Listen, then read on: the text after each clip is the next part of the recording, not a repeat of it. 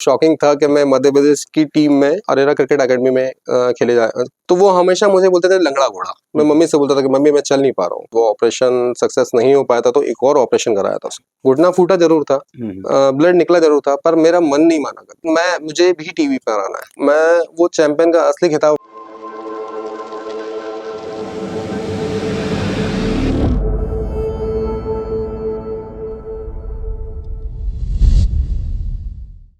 नमस्कार, sports mirror one के सभी दर्शकों का एक बार फिर से बहुत बहुत स्वागत है।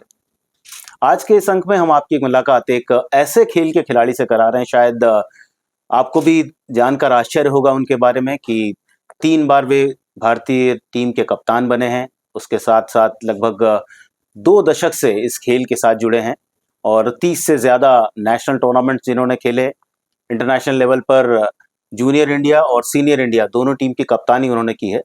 तो ये एक ऐसा गौरव का पल रहता है जो हर खिलाड़ी चाहता है या हर खिलाड़ी का सपना रहता है कि वो यदि टीम गेम खेल रहा हो या इंडिविजुअल भी खेल रहा हो तो अपने देश का नेतृत्व करे, यानी अपने देश की कमान संभाले, अपने देश की कप्तानी करे। ये गौरव बहुत बिरले खिलाड़ियों को मिलता है क्योंकि हमारे देश में करोड़ों लोग हैं जो अलग अलग खेलों के साथ जुड़ते हैं, लेकिन उन बिरले खिलाड़ियों में वो खिलाड़ी शामिल रहता है जिसे ऊपर वाले का एक आशीर्वाद मिलता है कि वो अपने देश का नेतृत्व करे।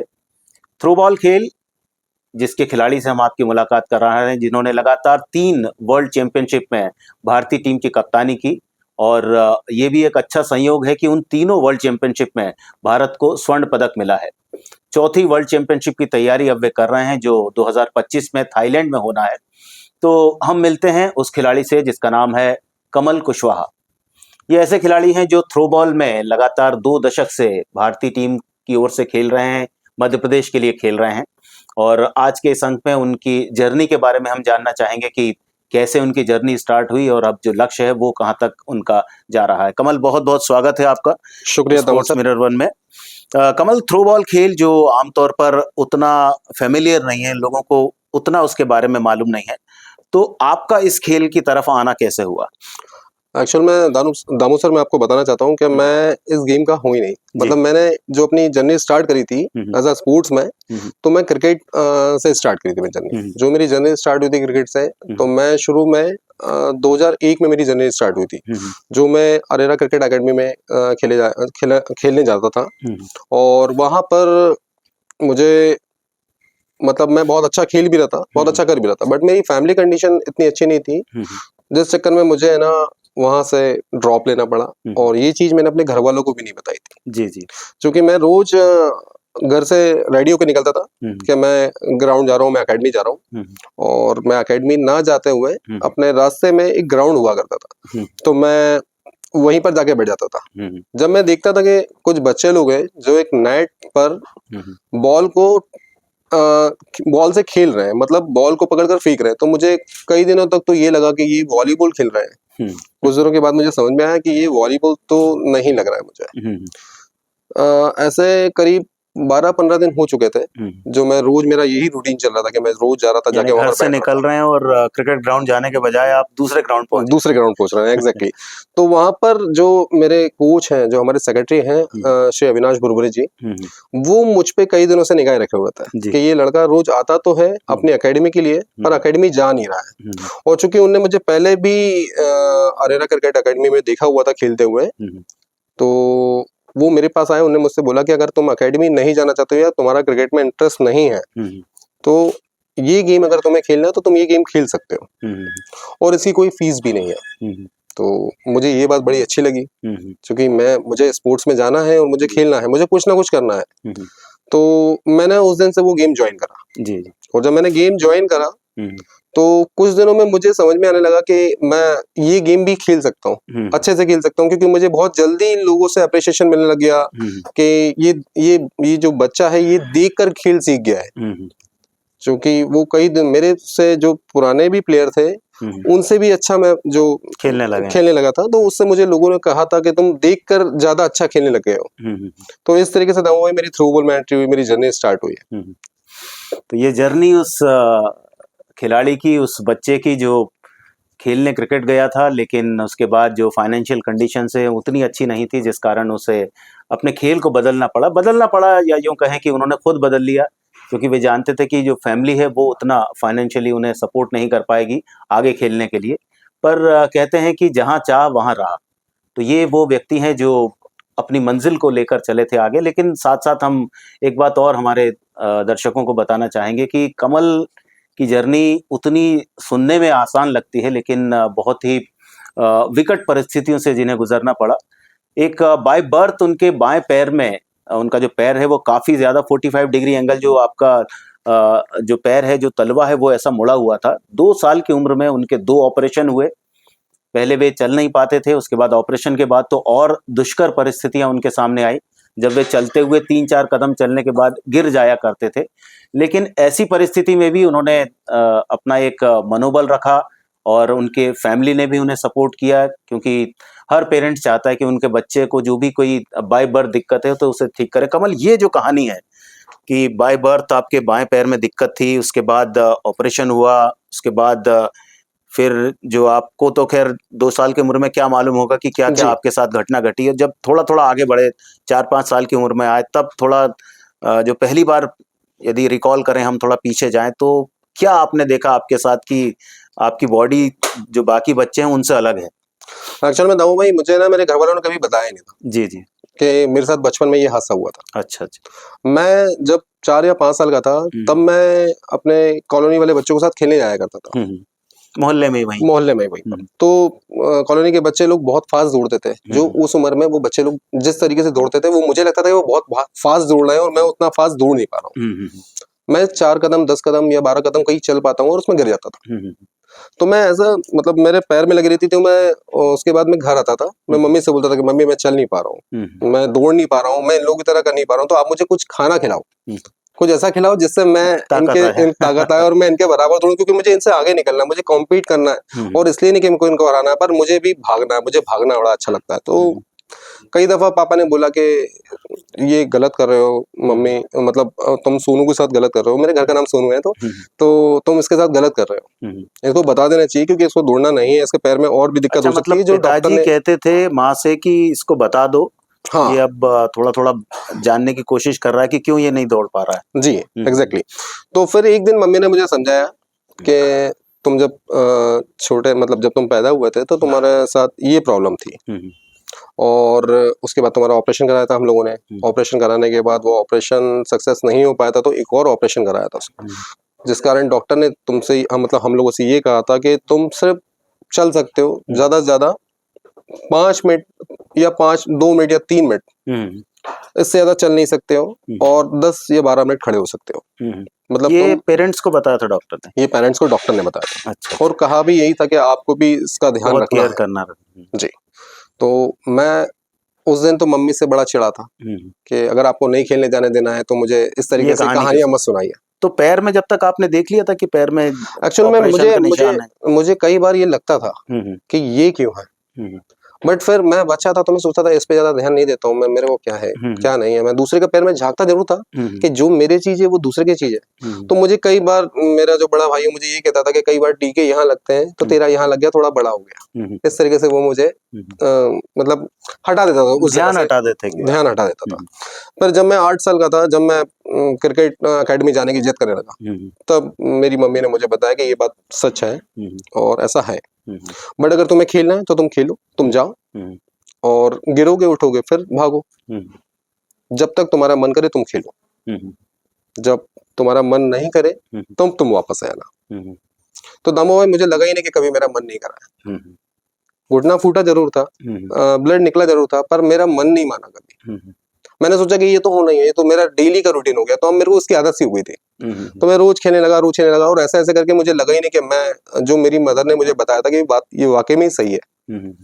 बट वो जिद थी। मैं देखता था क्रिकेट, देखता था टीवी पे, तो मुझे लगता था कि यार मुझे भी टीवी पर आना है, और उसके लिए मुझे घर से निकलना पड़ेगा, मुझे भागना पड़ेगा, तो मुझे कुछ ना कुछ तो करना पड़ेगा। अगर मैं घर में रहा और मैंने डॉक्टर की और माता पिता की बात सुनी तो मैं नहीं कर पाऊंगा।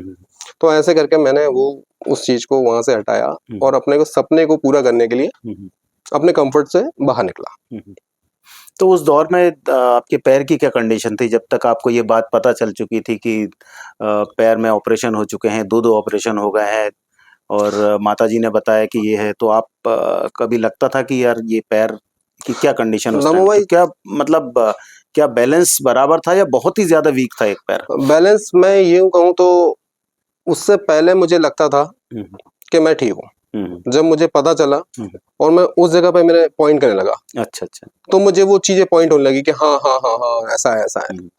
पर जब मैंने सोचा कि अगर मैं इसको लेके चलता रहूंगा तो मैं नहीं खेल पाऊंगा, मैं नहीं कर पाऊंगा। कुछ दिनों के लिए मैं घर भी बैठा, मैंने उनकी बात भी मानी, पर जब मेरा दिल नहीं माना तो मुझे भागना ही ठीक लगा, मुझे खेलना ही ठीक लगा, मुझे क्रिकेट खेलना ही ठीक लगा। तो चैलेंजिंग तो थे मेरी लाइफ में, बहुत सारे थे। मतलब जैसा था कि मैं खेल के आया था, उस खेल के एग्रेशन में, उस खेल के जोश में उस दर्द को तो मैं सह लेता था, पर जब मैं नाइट में सोता था तो मुझे इजीली नींद नहीं आती थी। मुझे करीब 3-4 घंटे लग जाते थे। कई दफा मम्मी मेरे सर पे हाथ फेरती रहती थी, मुझे समझाती रहती थी कि ठीक है ठीक है ठीक है, अगर तूने दिन में अच्छा खेला है तो थोड़ा बहुत हाथ पैर तो दर्द करेंगे। इस तरीके से मुझे उस जगह से हटाया जा रहा था, कि पुश करा जा रहा था कि तुम खेलो, तुम आगे बढ़ो कैसे भी करके, पर तुम चलो। तुम्हारे सपने जो हैं वो छोटे छोटे से सपने थे मेरे उस समय, कुछ ज्यादा बड़े सपने नहीं थे कि मुझे सिर्फ घर से बाहर निकल के खेलना है। उस समय मैंने यही नहीं सोचा कि मुझे आगे जाना है, बट मैं जैसे जैसे आगे बढ़ता गया तो मुझे लगा कि मैं और भी अच्छा कर सकता हूँ, और भी अच्छा कर सकता हूँ। उस अच्छे अच्छे करने की जिद में ही मैं आज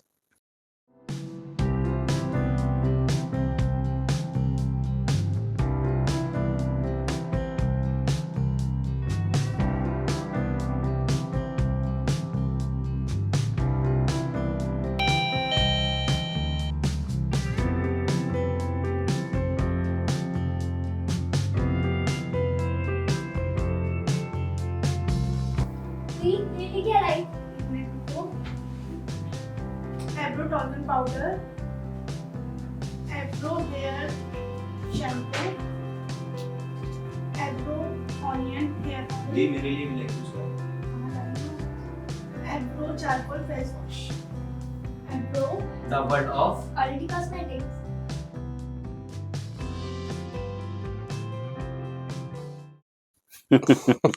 बिल्कुल। और कहते हैं कि चुनौतियां आपके जीवन में हमेशा आती हैं, लेकिन उन चुनौतियों को आप किस तरह से देखते हैं, किस तरह से पॉजिटिव रहते हैं, किस तरह से सकारात्मक रहते हैं, तभी आप अपने जीवन में आगे बढ़ सकते हैं।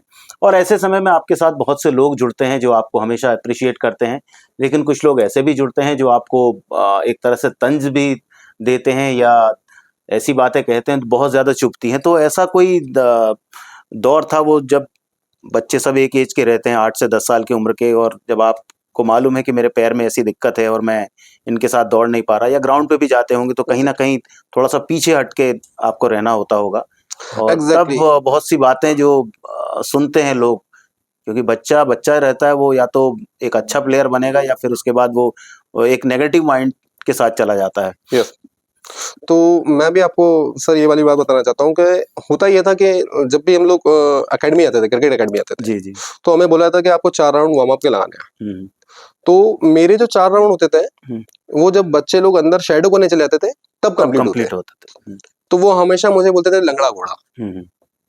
तो वो वाली बात मुझे उस समय इतनी ज्यादा पेश नहीं करती थी, पर जब मैं कुछ दिनों के बाद जब मेरी मदर से बात हो चुकी थी इस बारे में और मुझे समझ में आने लगा था, तो मुझे लगता था कि मेरे को इन लोगों की बात कैसे भी करके दिमाग के अंदर नहीं ले जाना है और उनकी बात को गलत साबित करना है। मतलब कैसे भी करके मुझे एक दिन वो लाना है कि मैं इनसे पहले अपने 4 राउंड कंप्लीट करूं और मैं पहले शेडो करने जाऊं। तो वो मैं ऑलमोस्ट उसमें कामयाब हो भी रहा था। मतलब मैं इतना हो गया था कि मेरे लास्ट में मतलब 1 मिनट रह गया था, 2 मिनट रह गए थे, बट हाँ मैं ये जरूर कहूंगा कि मेरा पैर उस समय मेरा इतना सपोर्ट नहीं करता था। मैं अपने एक ही पैर पर पूरा अपना बैलेंस बना के रखता था, भागता था, दौड़ता था। बट मुझे ऐसा लगता है कि मैंने जब ये वाली बात को अपने दिमाग में डाला कि मुझे करना ही है, और अगर मुझे करना है तो उसके लिए मुझे सारे पेन, सारे दर्द सहने पड़ेंगे, और मैं चाहता हूं कि मैं इन लोगों के साथ ही शैडो करूं। बट मुझे लगता है कि मैं अभी भी मेरे को है वो, पर अब मैं इतना ज्यादा उसका हैबिचुअल हो गया हूं कि मुझे अब वो मैं माइंड में सोचता भी नहीं हूँ। बट हाँ ये जरूर है कि मैं मतलब मेरा जो लेफ्ट वाला पैर है वो इतना कम्प्लीटली ठीक नहीं है। तो कहते हैं ना कि परिस्थितियां आपसे जो कराएं वो कम है, लेकिन उन परिस्थितियों को आप किस तरह से अपने अंदर लेते हैं, किस तरह से अपने दिमाग के अंदर नहीं लेते हैं, ये बात कमल से बेहतर शायद कोई नहीं जान सकता। क्योंकि जिस तरह से वे बता रहे हैं कि कितना टाइम उन्हें लगता था उस 4 ग्राउंड के चक्कर लगाने में, लेकिन धीरे धीरे अपने अंदर उन बातों को, उन्होंने जो नेगेटिव बातें थी वो अपने अंदर नहीं जाने थी, और उसी का परिणाम है कि आज भारत के जो वर्ल्ड चैंपियन टीम के कप्तान वे 3 बार बने। हालांकि कोविड के बाद से वो वर्ल्ड चैंपियनशिप कंटिन्यू नहीं हुई, अन्यथा उसके पहले 2016, 2017, 2018 3 बार वर्ल्ड थ्रोबॉल चैंपियनशिप हुई, और तीनों में ही भारतीय टीम की कप्तानी करने का गौरव कमल कुशवाहा को प्राप्त हुआ। कमल, ये तो बात हुई कि किस तरह की चुनौतियां, किस तरह से कठिन परिस्थितियां आपके सामने आई और उनका आपने सामना किया, बहुत ही डटकर सामना किया। और ये एक मेरे ख्याल में हमारे एपिसोड में ये बात भी है जो बहुत लोग जब इस एपिसोड को देखेंगे तो इंस्पायर भी होंगे, और ख़ास तौर से मुझे लगता है कि वो पेरेंट्स इंस्पायर होंगे जो बाय बर्थ जैसे उनके बच्चों को कोई दिक्कत होती है तो वो कोशिश करते हैं कि उसे किसी तरह से मोटिवेट करें। और आपके पेरेंट्स ने जब देखा कि अब ये रुकने वाला नहीं है, ये अब ये ग्राउंड जाने लगा, इसकी जिद है, तो किस तरह का उन्होंने सपोर्ट किया? क्योंकि मदर का सपोर्ट तो आपने बता दिया कि मदर ने कहा कि ठीक है अब जाओ, और फिर जब आप वापस आते हैं तो 3-4 घंटे आपके साथ आपको दिलासा देना या आपके मन में उस बात को नहीं आने देना, उनका मुख्य उद्देश्य शायद यही रहता होगा कि मेरा बच्चा है ये, और हर माँ का बच्चा, हम कहते हैं कि हर माँ को अपना बच्चा प्यारा है, और हर माँ ऐसी रहती है जो हर व्यक्ति की एक अलग ही वो रहती है कि मेरी माँ मतलब सबसे बढ़िया। बिल्कुल बिल्कुल। तो मैं यही कहूँगा, जो अगर मुझे कई बार ऐसा लगता है कि लोग मुझे चैंपियन कहते हैं, तो मैं वो चैंपियन का असली खिताब अपने माता पिता को देना चाहता हूँ कि उन लोगों ने मुझ पे भरोसा रखा, और सबसे पहला ट्रस्ट उन्हीं को था मुझ पे कि मैं कर सकता हूँ। और जब उन्होंने मुझे अपना ट्रस्ट दिखाया और ये मौका दिया कि हाँ मैं कर सकता हूँ। हालांकि मेरे पिताजी थे वो जरूर मुझसे थोड़ा नाराज थे कि जब मैंने एकेडमी छोड़ी थी तो उन्होंने मुझसे ये भी कहा था कि तू अगर मुझे कहता तो मैं कुछ कर सकता था, मैं कुछ मदद करता, कहीं ना कहीं से और ज्यादा कोशिश करते हम लोग और तुमको आगे बढ़ाता है, ये करता है। बट कुछ दिनों बाद जब उन्होंने मुझे देखा कि मैं अपने नेशनल में अच्छा करने लग गया हूँ, मतलब मैं थ्रो बॉल में अच्छा करने लग गया हूँ, और जरूरी नहीं है कि सिर्फ स्पोर्ट्स में क्रिकेट ही सब कुछ आगे बढ़े। हाँ हाँ, जिसमें दिल करे, जिसमें मन लगे, या जिसमें अच्छा करे बच्चा उसमें, तो वो चीज भी उन लोगों ने एक्सेप्ट करी। और हाँ, जो आप सपोर्ट की बात कर रहे हैं, तो सपोर्ट काफी हद तक उनका मेरे पास था, जिस के कारण मैं आगे बढ़ता चला गया और अपने सारे ड्रीम्स को पूरे करने की कोशिश में लगा रहा हूँ। तो शुरुआत कैसे हुई? 8 दिन 10 दिन जाकर बैठे और अविनाश बुरबुरे जी ने आपसे कहा कि यदि आपको खेलना है तो इस खेल की तरफ आए, कोई फीस नहीं है यहाँ पर, तो पहली चीज तो यही आई दिमाग में कि चलो भाई घर वालों का जो पैसा है वो नहीं लगेगा, क्योंकि आप क्रिकेट से इसीलिए दूर आए थे कि वहाँ इक्विपमेंट्स के लिए पैसे की दिक्कत थी, और वो दिक्कत आपने समझ ली थी अपने परिवार की परिस्थिति को देखकर। तो थ्रो बॉल की शुरुआत कैसे हुई? कब ग्राउंड में पहली बार एंटर हुए? और उस टाइम भी आपके पैर में दिक्कत थी, तो वो किस तरह से मैनेज किया आपने? मुझे बहुत अच्छे से याद है कि मैं 2001 लास्ट चल रहा था, और जब मैं वहां जा रहा था थ्रो बॉल ग्राउंड पर, तब मुझे एक बहुत अच्छी चीज लगी थी उस ग्राउंड की, कि उस ग्राउंड में इक्विपमेंट्स की जरूरत नहीं है।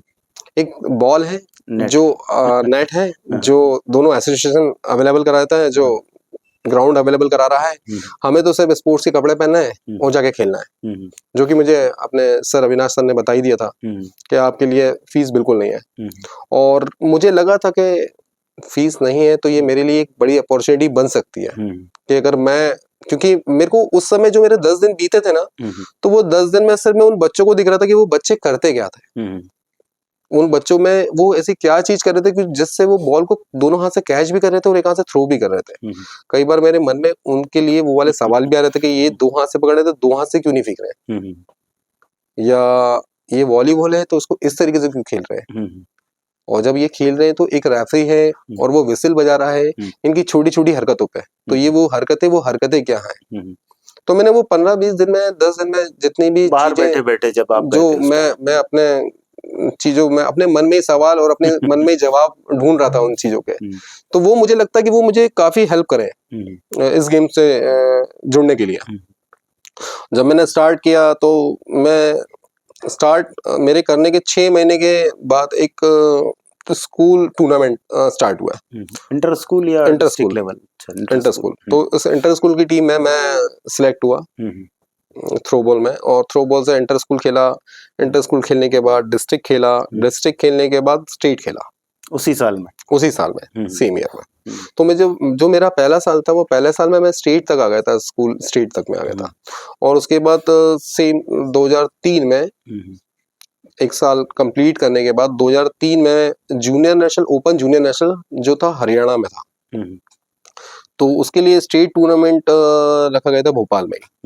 उस भोपाल की टीम में मेरा सिलेक्शन हुआ, और चूंकि मैं उस ग्राउंड में एक लौता लेफ्टी था जूनियर कैटेगरी में, और हमारे गेम में लेफ्टी थोड़ा सा एडवांटेज रहता है, लेफ्टियों का कम प्लेयर रहते हैं, कम प्लेयर रहते हैं जी। तो वो एक बड़ा एडवांटेज था मेरे पास, पर डिसएडवांटेज भी लगता था मुझे, क्योंकि लेफ्टी जो प्लेयर होते हैं उनको सिखाने के लिए कोई लेफ्टी ही चाहिए होता है। अच्छा, जो उनको थोड़ा अच्छा सा गाइड कर सके। तो मेरे जो सीनियर भैया थे हिमांशु ठोसर करके हैं, तो मैं उनके पास जाया करता था और मैं खड़ा होकर दिखता था कि वो किस तरीके से बॉल मारते हैं, किस तरीके से बॉल कैच करते हैं। हिमांशु भी लेफ्ट हैंड? हिमांशु भैया भी लेफ्ट हैंड थे जी। और वो सीनियर बड़ा अच्छा खेल रहे थे, बड़ा अच्छा नाम था उनका, बड़ा अच्छा कर भी रहे थे वो। तो मैंने उनसे कहा भी था हिमांशु भैया से कि भैया अगर आप मुझे थोड़ा बहुत भी बता देंगे तो मैं अपना जूनियर में कुछ अच्छा कर सकता हूँ। तो उस दिन से उन्होंने मेरी काफी मदद करी, और उसी साल स्टेट टूर्नामेंट में मैंने काफी अच्छा प्रदर्शन करा, और मैं भोपाल मध्य प्रदेश टीम में अपना नाम दर्ज करा। तो मेरा जो पहला नेशनल था वो एक साल मेरा कंटिन्यू मेहनत के बाद स्टार्ट हुआ 2003 में, जो हरियाणा नेशनल जूनियर नेशनल हम लोग खेलने गए थे। और उस जूनियर नेशनल में मध्य प्रदेश ने सेकंड स्थान अर्जित किया था। हालांकि मुझे उसमें सिर्फ सेमीफाइनल और फाइनल में ही मौका मिला था खेलने का। तो यही तो मेन 2 मैच रहते हैं। एक्चुअल में सेमीफाइनल और फाइनल मैच का प्रेशर इतना ज्यादा हुआ था जी जी कि हमारे कुछ अच्छे प्लेयर्स भी थे जो कहीं ना कहीं थोड़ा बहुत डगमगा रहे थे। तो और हमारे गेम में थोड़ा सा ऑप्शन रहता है कि आप अपने प्लेयर को चेंज करके दूसरा प्लेयर ला सकते हो, रोलिंग सब्स्टिट्यूशन सेम, और एक साइड में आप 3 बार चेंज कर सकते हो। अच्छा अच्छा जी। तो जो क्वार्टर फाइनल मैच में थे उसमें कई सारे चेंजेस हो गए थे। तो हमारे जो कोच सर थे आशीष सक्सेना सर, जो हमारी मध्य प्रदेश टीम के कोच हैं, तो उनने मुझसे यही कहा था कि तुम सेमीफाइनल मैच में तैयारी करोगे। तो मेरे लिए वो बड़ा शॉकिंग था कि मैं सीधा सेमीफाइनल मैच में, इतने सीनियर प्लेयर खेल रहे हैं, मेरा फर्स्ट नेशनल है और मैं उसमें कॉम्पीट करूंगा। तो और बड़ा नर्वस था, बड़ा एक्साइटमेंट था, दोनों ही चीज चल रही थी मन के अंदर कि मैं सीधा सेमीफाइनल में हूँ और कि मैं पहली बार नेशनल खेल रहा हूँ। तो मैंने अच्छा किया। मेरे जो भैया थे, मेरे जो सीनियर्स थे, मेरे जो कोचेस ने मुझे सिखाया था, मैंने बिल्कुल वैसे ही किया। मुझे लगा कि मुझे ना सिर्फ इतना ही करना है कि मैं एक प्रैक्टिस कर रहा हूँ, जैसे मैंने प्रैक्टिस करी है मुझे नेशनल में भी वैसा ही खेलना है। तो मैं एग्जैक्टली वैसे ही खेला और ठीक खेला, मतलब अच्छा खेला था मैं। उसके बाद मेरी जर्नी दामो सर जैसे स्टार्ट हुई, तो जूनियर नेशनल खेला, सब जूनियर खेला, पटना सब जूनियर नेशनल खेला, 3rd प्लेस लाई।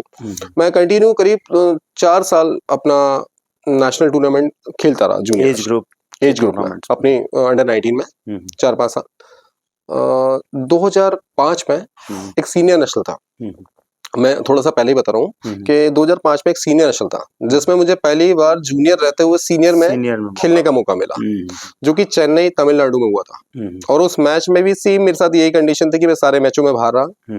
क्वार्टर फाइनल मैच में मेरा एंटर हुआ, जो कर्नाटका से मैच था। कर्नाटका सीनियर नेशनल में सीनियर टीम उस समय इंडिया की टॉप टीम में एक थी, और उनसे हमारा क्वार्टर फाइनल मैच था। अगर क्वार्टर फाइनल हम मैच हारते तो वहां से हमारी टीम बाहर हो जाती है। तो उस मैचेस में भी कई सारे चेंजेस हुए, और उस चेंजेस में मुझे राकेश प्रजापति जो मेरे सीनियर भैया हैं, उनके सब्स्टिट्यूट में मुझे रखा गया चलते मैच में। और उस मैच में मैंने लगातार 5 या 6 सर्विस क्लीन स्वीप मारा है कर्नाटका को लास्ट मोमेंट पर। और जो हमारा फाइनल मैच था वो हमारा वेस्ट बंगाल से था। शादी के कार्ड बांटने हैं, ड्रॉप जोन है ना, घर से टिफिन मंगवाना है? ड्रॉप जोन है ना। शहर से बाहर हो और रिलेटिव के यहाँ पैकेट भेजना है? ड्रॉप जोन है ना। शहर में कहीं से भी अपना पैकेज पिक या ड्रॉप करवाएं। ड्रॉप जोन है ना। Drop zone.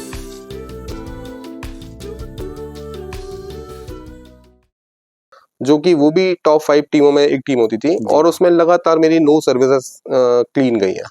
अच्छा। जिसके कारण मुझे बतौर जूनियर रहते हुए सीनियर कैटेगरी का बेस्ट प्लेयर टूर्नामेंट का अवार्ड दिया गया था। तो मैं 2005 में मेरा एक अच्छा टाइम था जो मैं सीनियर में भी जूनियर रहते हुए खेल रहा था।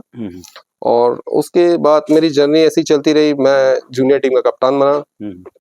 2006 में मैंने भोपाल नेशनल में सेकंड स्थान हासिल करा। 2007 में स्वर्ण पदक हासिल करा और 2008 में मुझे फर्स्ट जूनियर इंटरनेशनल टूर्नामेंट के लिए मैं सिलेक्शन देने गया था तमिलनाडु। जहाँ मेरा सिलेक्शन टीम में मेरा नाम आया था। और उसके बाद मेरा सिलेक्शन को देखते हुए जो हमारी फेडरेशन थी उसने मुझे मेरा पहले ही डेब्यू में मुझे कप्तान से बना दिया। या मैं कहूँगा कि मेरे लिए भी बड़ा वो शॉकिंग था कि मैं मध्य प्रदेश की टीम में कप्तानी करते हुए, और मैं बड़ा सोचता भी रहता था कि जैसे मैं मध्य प्रदेश को ऊपर ले आ रहा हूँ, मेरे को लगता है कि मैं डेफिनेटली इंडिया के लिए भी कुछ अच्छा करना चाहता हूँ और मैं करूँगा। अगर मुझे मौका मिलेगा तो मैं इस चांस को खोने नहीं दूंगा। तो मैंने एशिया चैंपियनशिप हुई श्रीलंका में और वो एशियन चैंपियनशिप में मैं फर्स्ट बार कप्तान बना इंडिया टीम का और एशियन चैंपियनशिप का खिताब इंडिया के नाम किया। तो ये हैं कमल कुशवाहा जो बता रहे हैं अपनी जर्नी किस तरह से स्टार्ट हुई और कैसे जूनियर इंडिया टीम के कप्तान बने। हर खिलाड़ी का सपना होता है कि वो अपने देश का नेतृत्व करे और वो नेतृत्व करने का मौका कमल कुशवाहा को अपने पहले ही इंटरनेशनल टूर्नामेंट्स में मिला जो श्रीलंका में खेला गया था, एशियन थ्रो बॉल चैंपियनशिप, जिसमें भारतीय टीम ने स्वर्ण पदक जीता। और स्वर्ण पदक में जो योगदान है कमल कुशवाहा का वो उन्होंने बताया कि कैसे भारतीय टीम की कप्तानी उन्हें मिली और वो एक गौरवपूर्ण क्षण उन्होंने जिया है। और कहते हैं कि प्रतिभा परिचय की मोहताज नहीं होती और यही बात कमल पर सिद्ध भी होती है, जिन्होंने अपनी प्रतिभा का लोहा पूरे देश में मनवाया कि आप जूनियर लेवल पर रहते हुए अपने स्टेट की सीनियर टीम में खेलें और उसके बाद उस सीनियर नेशनल में आप देश के सर्वश्रेष्ठ खिलाड़ी बने।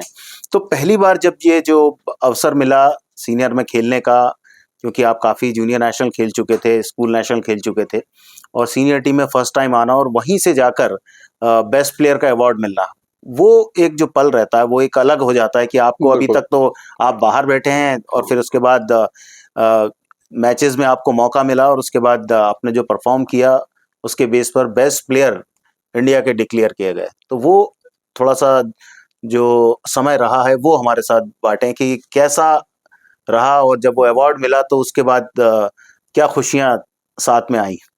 अच्छा बताऊँ भाई, मैं आपको बताऊं तो जब वो सीनियर नेशनल अनाउंस हुआ और उस समय कर्नाटका, वेस्ट बंगाल, ये जो टीमें थी, बिहार भी बहुत टॉप टीमों में थी।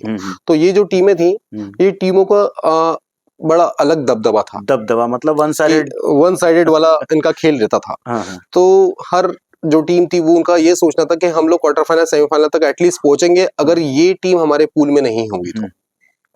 और उसमें मध्य प्रदेश का भी एक अच्छा नाम था, जो कि जोयस थॉमस बड़े मतलब इस गेम के one of the best player माने जाते थे, जो हमारे मध्य प्रदेश भोपाल से ही हैं।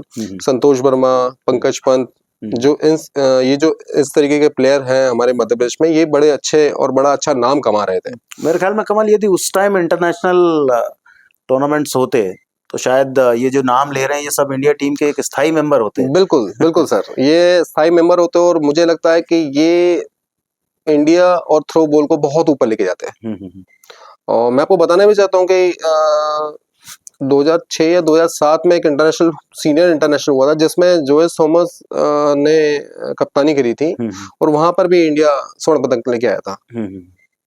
और मैं आपको वही बता रहा था, तमिलनाडु जिसमें सीनियर नेशनल में मैं खेला था। तो मुझे तो सिर्फ ये था कि जैसे मुझे मेरा सिलेक्शन हो गया है, वैसे बस मैं एक मौका और ढूंढ रहा था। मतलब खेलने का मौका मिल जाए, जूनियर जी। लेवल का प्लेयर है, सीनियर नेशनल में बिल्कुल। ग्राउंड के अंदर एंट्री हो जाए तो एक कॉन्फिडेंस एक्चुअल अलग में आ जाए। मैं चाह भी यही रहा था कि मैं अगर सीनियर में खेलूंगा तो मेरा जूनियर में मेरे को एक्सपीरियंस बहुत अच्छा मिलेगा, कि मैं एज अ जूनियर प्लेयर होते हुए सीनियर खेल रहा हूँ, उसके बाद मैं वापस जूनियर खेलूंगा तो मैं उसमें काफी और अच्छा कर पाऊंगा, सीनियर से काफी कुछ सीख कर आऊंगा मैं।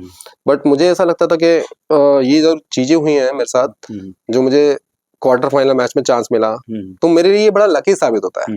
जैसे मैं जूनियर टीम में, मेरा जो पहला मैच था, तो ये जो क्वार्टर फाइनल में चांस था, रात में बता दिया गया था कोच साहब द्वारा या ग्राउंड पे पता लगा? क्योंकि यदि रात में बताए तो उसकी एक स्टोरी अलग बनती है कि रात में प्लेयर को बता देते हैं, जैसे हम क्रिकेट में सुनते हैं कि आपको एक दिन पहले बता दे कि नेक्स्ट डे आपको खेलना है, तो वैसा कुछ हुआ या मैच के पहले? ये भी एक बड़ी अच्छी स्टोरी है, मैं आपको वही बता रहा हूँ कि हमारा जो मैचेस होते हैं ना, जो हमारे नेशनल्स होते हैं, वो कंटिन्यू हमारे मैचेस होते हैं। जी जी। तो हमें बड़ा शॉर्ट पीरियड रहता है हम लोगों का, हम लोगों को 3 दिन में नेशनल खत्म करने होते हैं। अच्छा। जिस भी जगह नेशनल होते हैं, लीग और नॉकआउट सारे मैचेस खत्म होने। तो जो हमारे लीग मैचेस चल रहे थे वो कंटिन्यू चल रहे थे। हमारा लास्ट लीग मैच था, वो लीग मैच खत्म होते ही हमारा क्वार्टर फाइनल स्टार्ट हो रहा था, तो जिसके लिए मुझे सिर्फ आधे घंटे का समय मिला था अपने आप को प्रिपेयर करने के लिए कि मैं अब खेलने वाला। मतलब लास्ट लीग मैच में आपको ये बता दिया गया था, बता दिया कि अब ये क्वार्टर फाइनल में आप खेलोगे, अब आप वार्म अप कर लो, आपको खेलना है। तो मेरे लिए बहुत ज्यादा चांस नहीं मिला था अपने आप को प्रिपेयर करने के लिए, या मेरे को कोई स्ट्रेटजी बनाने के लिए, कुछ करने के लिए। बस मेरे लिए तो ये था कि मैं जितनी देर में वार्म अप करूं उतनी देर में हमारा कॉल अनाउंस हो गया और मुझे अंदर घुसना पड़ा। क्योंकि मेरे लिए ये बड़ी अच्छी चीज थी कि हर टीम के पास हिमांशु भैया का एक्सपीरियंस था कि हिमांशु ठोसर जो लेफ्टी है वो किस तरीके से खेलते हैं। वो उन लोगों के लिए बड़ा सरप्राइज था कि एक बहुत छोटा सा बच्चा हमारे साथ खेल रहा है। तो मेरे लिए भी एक बड़ी एडवांटेज वाली चीज थी कि वो लोगों ने मुझे छोटा समझा, थोड़ा सा जूनियर समझा कि कम एक्सपीरियंस है। इसके अगेंस्ट अपन पॉइंट निकाल सकते हैं, सबसे पहले सोच तो यही रहती है। उन लोगों ने, उन पूरी कर्नाटक टीम ने मुझे ही टारगेट किया और जिसका मुझे बड़ा एडवांटेज मिला। उन्होंने मुझे टारगेट किया और मैं दोनों हाथ से खेल रहा था, तो उनको वो समझ ही नहीं पाया पूरा टूर्नामेंट के दौरान कि मैं लेफ्टी हूँ या राइटी हूँ, चूंकि मैं दोनों हाथ से खेल रहा था। तो एक्चुअल किस हैंड का आपका कौन सा स्ट्रांग है? मेरा लेफ्ट हैंड ही स्ट्रांग है, पर उस समय मैं बोथ हैंड, मतलब मेरा डिफेंस राइट बहुत अच्छा है। अच्छा। मैं जो हमारे गेम में है, अटैक और डिफेंस दोनों ही चीजें बहुत जरूरी है। बट मुझे शुरू में ये लगता था कि अटैक तो तब होगा जब डिफेंस अच्छा होगा, और अगर जिस टीम का डिफेंस अच्छा है वो टीम आगे तक खेलती है। तो पहले मैं डिफेंस मोड पे रहता था, और जब मैं लेफ्टी था, जब मैं हिमांशु भैया से मिला तो हिमांशु भैया ने बोला कि हम सिर्फ अटैकिंग है, हम अटैकर हैं, डिफेंस वाला काम अच्छे डिफेंडर का होगा, हमें अटैक करना है। तो इस तरीके से मैंने उसको उनकी बात समझी, सोची और उस पर काम किया। तो जब तक मैं हिमांशु भैया से टच में आया, जब तक मैं डिफेंस अच्छा करता था, हिमांशु भैया के बाद मैं अटैक अच्छा करने लगा, तो मेरे पास दोनों चीजों का बड़ा अच्छा एक्सपीरियंस हो गया था। तो वो कर्नाटक टीम थी, वो समझ नहीं पा रही थी, वो मुझे बहुत ज्यादा बॉले मार रहे थे और मेरे को ही टारगेट कर रहे थे। पहला सेट तो वो मतलब पूरा टारगेट मुझे किया था और मैंने उनकी सारी बॉलों पर रिटर्न जवाब दिया था। मतलब अच्छा डिफेंस किया था। और जब सेकंड सेट स्टार्ट हुआ, मेरी सर्विस आई, तो मैंने कंटिन्यू 5-6 पॉइंट लिए। तो फिर वो समझ नहीं पाए कि ये डिफेंस अच्छा कर रहा है या अटैक अच्छा कर रहा है। तो ये चीज उनके लिए, और चूंकि मैं एक नया प्लेयर था उनके लिए, तो उनको जानना समझना इतना इजी नहीं हो पा रहा था मेरे को। तो ये वाली बात है, ये जर्नी थी। तो मेरे को कर्नाटका वाला मैच खेल के बड़ा कॉन्फिडेंस आया था कि हाँ मैं कर रहा हूँ, मैं अच्छा कर रहा हूँ। और वो कॉन्फिडेंस मेरा फाइनल मैच में भी झलका, और मैंने कंटिन्यू 9 पॉइंट फाइनल मैच में अपनी खुद की सर्विस पे लिए। तो वो सर्विस और वो क्वार्टर फाइनल मैच को देखते हुए पूरी फेडरेशन ने मुझे जूनियर रहते हुए सीनियर नेशनल में बेस्ट प्लेयर का अवार्ड दिया था। तो वो मेरे लिए काफी अच्छी जर्नी थी, और वो जर्नी में मुझे इतना कॉन्फिडेंस मिला, इतना ताकत मिली कि मैं और भी आगे कर सकता हूँ। फिर मैं नए इसके तरीके ढूंढने लगा था कि मैं इसको और किस तरीके से खेल सकता हूँ, या मैं कौन सा ऐसा इनोवेशन कर सकता हूँ। तो मैं अपने भैया लोगों से, अपने सीनियर लोगों से पूछता रहता था मैं कि भैया मैं और भी किस तरीके से बॉल मार सकता हूँ, तो मेरी बॉलों में और ताकत दिखे और स्विंग्स दिखे। उस समय होता क्या था दामू सर के, हम लोगों का पास जो वॉलीबॉल का कोर्ट होता था, सेम वॉलीबॉल जैसा कोर्ट होता था, नेट होती थी और पोल लगे होते थे। तो हमारी जो बॉल स्विंग करना होता था, तो जो हमारे सीनियर भैया हैं जॉर्ज थॉमस, जिसकी मैं अभी जिक्र कर रहा था आपसे, तो उनकी बॉल में पूरे इंडिया में सबसे ज्यादा स्विंग हुआ करता था। तो जो पोल है, पोल के वो 1 फीट 2 फीट बाहर से बॉल मारा करते थे और सामने वाली जो टीम थी वो सोचती थी कि ये बॉल तो बाहर से है, तो एग्जैक्टली आना ही नहीं है वो बॉल, और वो बॉल बाहर से होकर स्विंग होकर अंदर आती थी। या तो ऑन द लाइन आएगी या थोड़ा सा अंदर आएगी, बट वो जो सामने वाली टीम थी वो बिल्कुल सरप्राइज रहती थी और यही वो सर्विस में करते थे। जो रेफरी होता था, रेफरी के बैक साइड से उनकी बॉल आती थी और आके इन हो जाती थी, और रेफरी जब तक अपना डिसीजन ऐसे देते ऐसा देना पड़ता था उसको क्योंकि वो बिल्कुल श्योर होता था कि मेरे पीछे से गई तो कहीं पॉसिबल ही नहीं कि वो ग्राउंड के अंदर गिरे बॉल। तो मैंने वो चीजों को सीखना चालू करा कि मैंने जो चीज जोश भैया बाहर कर रहे हैं वो चीज मैं अंदर करता हूँ कि मैं इस प्लेयर को मारूंगा और मैं अपनी बॉल को स्विंग कराऊंगा तो ये बॉल ये पकड़ने के लिए जाएगा और बॉल एग्जैक्टली उसके बाजू वाले के पास जा रही है तो वो भी पकड़ेगा, तो दोनों में मैक्सअप होगा और वो भी हमारे थ्रो बॉल में एक फाउल होता है।